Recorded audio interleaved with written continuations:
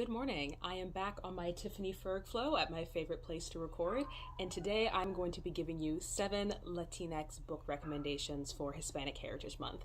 I titled this video Fake Latina Recommends Latinx Books because for most of my life that is exactly what I have felt like. I am an American-born Black Boricua who can't cook, can't dance, and does not speak Spanish. It's also very interesting being Boricua in America when Puerto Rico is not its own country. It is a commonwealth with a bunch of convoluted political stipulations, but I would still describe my mother and her sisters as immigrants because so much of their experience growing up in America, being thrust into English-speaking classrooms and not knowing the language, having to be interpreters for their parents, both of their parents being very intelligent people. My Abuelita was very educated for her time. She was a valedictorian in high school, but when they first got here, having to work jobs that really were, below their skill set and education, again, because of the language barrier. So it's very interesting. I never know if I'm allowed to identify as the child of an immigrant when immigration is so often in American context refers to Mexican people, but also is it technically immigrating when the place you come from is a territory of the United States. I'm really excited about this Hispanic Heritage Month because I'm intentionally picking up my Spanish lessons again. I found some really great textbooks online that I actually found helpful. And if you are not American, you may not understand, but the American education system for languages is terrible. I am not saying the teachers are terrible. I'm saying that the way that it's taught, the pedagogy, often how little time and energy is put into learning other languages, I would argue, misguided sense of nationalism that makes people believe that learning another language is somehow disrespectful to English or disrespectful to American culture. It's very bizarre, but that combined with what I suspect is a desire for assimilation on some of my family's part, even though half of my family is fluent and most of them learned Spanish first, I never really picked it up. I can understand more than I can speak, but still it's something that I'm actively working towards as an adult. And the reason I mentioned the can't dance, can't cook, can't speak Spanish is because for me, my biggest connection to my Puerto Rican heritage is my family. It's eating, rellenos de papas with my Aunt Juanita. It's, being taught dances and doing them terribly at family reunions with 15 million cousins. It's hearing stories of growing up in the Bronx in the 70s and the 80s and what it means to be New Yorkers specifically, not just Puerto Rican. It's all through the culture, the history, the stories of my family. And I have so much appreciation for that. I'm so grateful for that. But it does feel one step removed for me. And so learning Spanish for me is a way that I feel I can be more personally in tuned, although of course reading books is a big one as well. And I also have to point out that I grew up in predominantly white spaces, white schools, white neighborhoods, and most white people cannot tell that I am Latina. Race became the most important factor that distinguished me from other people. And from a very, very young age, I knew that I was Black, and I was much older before I realized and really understood what it meant to be Boricua. I mean, I remember in first grade, my mom kept this project that's so funny. We had to write little biographies of our parents, and I said my mom was Mexican. And I remember knowing that she wasn't Mexican, but at the time, the only other Latinx people I knew were Mexicans. And so I was like, well, this must be what she is. That's the only 3 things my little 6-year-old brain can comprehend: Black, white, and Mexican. So it's been a journey for me. It's been a journey for me to not feel like a fake Latina and to navigate the colorism and texturism within the Latino community that even my mother, who was far lighter than me, has experienced. She was the ugly dark one. She was negrita. She was all of those things. But also being mindful of the fact that unfortunately there are some Black Americans who feel the need to emphasize or overemphasize the fact that they are mixed, and that somehow being mixed with another race or ethnicity makes someone more exotic, makes someone more attractive, like being Black is not enough. So I'm always trying to navigate those two things because I am a Black Boricua, I'm Afro-Latina, I'm Black and Puerto Rican, I am proud of all of those things, but I also understand that my experience has been shaped and colored by being recognized as a Black American first before a Latina person first by the environments that I've been in. So with all that being said, I don't really do much for Hispanic Heritage Month normally, and this year I don't know if it's something about quarantine, I don't know if it's something about I feel a lot of us have been shifting and growing and deciding how we are going to live differently now and live differently after this. But I really want to be more intentional about time and the passage of time, and not to say that these are things I only think about from September 15th to October 15th, but I really want to emphasize it during this month. So today I have 7 book recommendations for you, fiction books, nonfiction books, and children's books, of course, by a variety of Latinx authors and about Latinx subjects. There's one author here who I'm not sure what her ethnicity is, but I had to include it. So first, I want to talk about The House on Mango Street by Sandra Cisneros. She's a Chicana author. This is a collection of actually vignettes that I would describe as very poetic and lyrical. And the themes for me are home, a sense of belonging, a sense of ownership of space. There are a lot of beautiful stories here about childhood and growing up. And what really resonated with me is the main character, who is Esperanza Cordero. She talks a lot about women. She talks a lot about girls and women, the type of girls she met in her neighborhood, the types of women she sees moving in across the street and the various places they live. And so it felt very much like a coming of age story for me. When I first picked it up, I thought it was, I would argue, I guess more a traditional, literary novel. And so at first I was confused by the vignettes. I read the first 2, and I was like, are these the acknowledged? Oh, this is the story. So this is really creative. I've never actually read another book that is set up like this. I would say the closest thing I can compare it to would actually be a choreo poem / play, which is For Colored Girls Who Have Considered Suicide When the Rainbow Is Enough by Ntozake Shange. So if you like those kinds of free form, shorter form, poetic, lyrical, beautiful prose, that kind of storytelling, I would pick up this. And this is the 25th anniversary edition, and I just got this one because I love the cover, I love the design. I don't think there's any new content in this one besides perhaps an updated acknowledgement. Next, we have The Alchemist by Paulo Coelho, and Paulo Coelho is a Brazilian author. If you haven't heard of this book, I don't know what to tell you. I mean, this is also the 21st anniversary edition that I also got because of this beautiful cover. The first time I read this book, I borrowed it from a friend. This story I mentioned in my mid-year freakout tag, but it tells the story of Santiago, who is a shepherd who goes on a journey to find buried treasure at the Egyptian pyramids. Now, that may not seem like your style, because it sounds like, a traditional adventure story. And it is, but I would say the strength of this book is that it uses the story of Santiago as a fable to tell these greater truths about life and love and destiny, that everyone has a personal legend, that everyone is honored and uplifted by the universe when going out to seek the thing that is truly connected to who they are as a person. As the back says, to realize one's destiny is a person's only obligation. There are so many moments in this book where characters speaking to each other, kind of speaking out loud and thinking, will say these quotes or these anecdotes that just strike you. Like when I picked up this version at Barnes & Noble, 2 different people, unsolicited, came up to me and were like, hey, you have to get this book. I don't know if you read it. I was like, oh no, girl, I've read it. I have one. I'm buying this new one. I'm gonna give away the other one. Like it's that good. Again, it's a short book. It's an easy read, and I would say it's inspiring in the truest form, because when you're reading it, things are gonna go off for you. You are going to be thinking about things that you've ignored, thinking about things you said you were going to do but too afraid to do, thinking about, your doubts and your fears and what you want your future to look like. And I reread that book probably every year, almost every year. It's just a beautiful kind of resurgence, that kind of punch in the gut, and it's just such a lovely, lovely story. And I think one of the reasons it's so impactful to so many people is, although Santiago's story, an Andalusian shepherd looking for gold at the Egyptian pyramids and meeting friends and foes and finding love along the way, that's very specific. But I guarantee you'll be able to relate to his journey and the various roadblocks he hits and the various characters he meets on his story. You'll start to see parallels in your life. So I would highly recommend that one. And next, we have a new book for me. I read this for the first time this year, and is one of my all-time favorites now, Dominicana by Angie Cruz. I actually posted this on my Instagram, and Angie Cruz responded.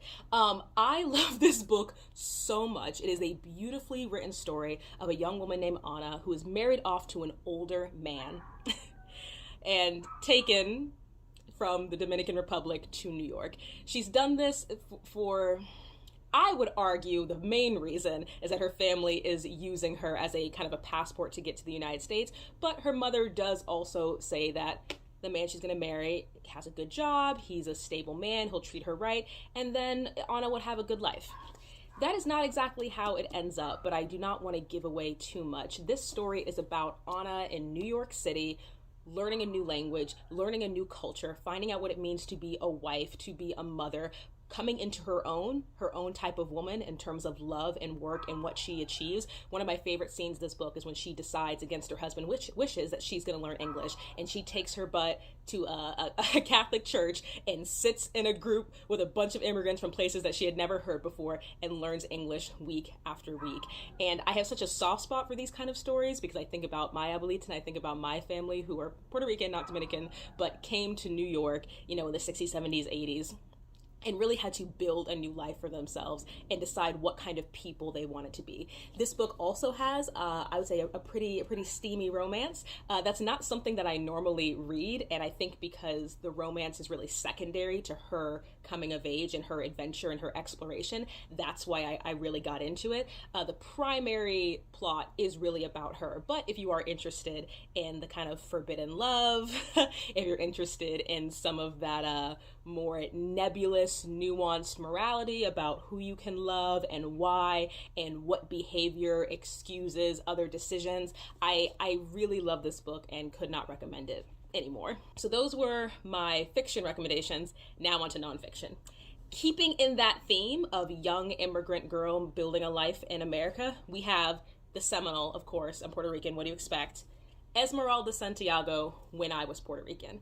Now, this is actually part of a series. This is her first book in this series, and I love this book so much because it paints a picture of Puerto Rico for me that I have never been able to experience.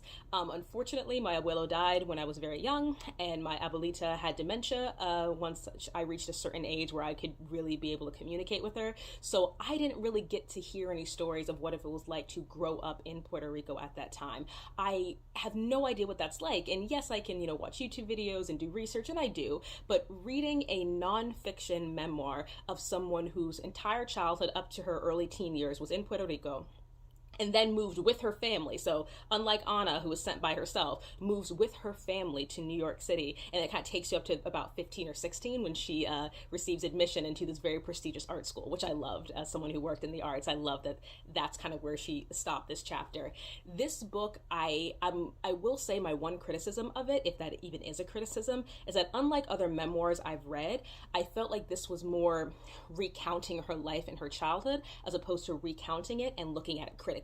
So in my last video, in my August wrap-up, I talked about Change Me into Zeus's Daughter by Barbara Robinette Moss. To me, that hits the sweet spot of memoirs, because not only is she saying, this is what happened and this is how I felt about it, but she's tracking how those experiences and those relationships with her family members shaped her life and affected her life. And she's like, tying things back and forth and kind of weaving a bigger picture. This is pretty straightforward. It's narrative. It's from, I think it starts when she's about 5 or 6, and as I said, moves on to when she's a teenager. I absolutely love it. It's one of those books that I actually did not read in school when I was when I was told to read it, not recommended. When I was told to read it for class, I didn't. And then reading it as an adult a few years ago, I was like, girl.